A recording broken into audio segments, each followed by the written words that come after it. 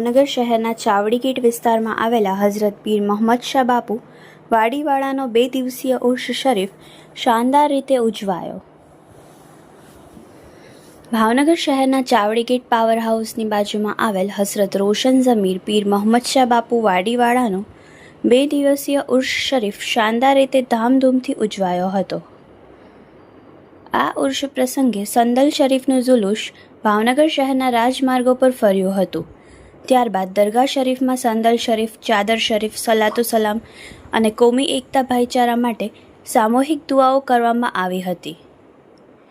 તેમજ ઉર્સ પ્રસંગે આવેલા તમામ શ્રદ્ધાળુઓ માટે ન્યાસ પ્રસાદીનું પણ આયોજન સહિતના ધાર્મિક કાર્યક્રમો યોજાયા હતા।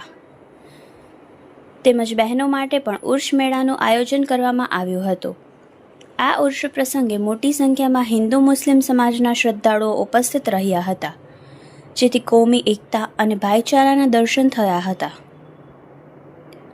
આ ઉર્સ શરીફ કાર્યક્રમને સફળ બનાવવા હઝરત મોહમ્મદ શાહ બાપુ વાડીવાળા દરગાહ શરીફના ટ્રસ્ટીઓ અને ઉર્સ કમિટીના આગેવાન કાર્યકરોને સારી એવી જહેમત ઉઠાવી હતી।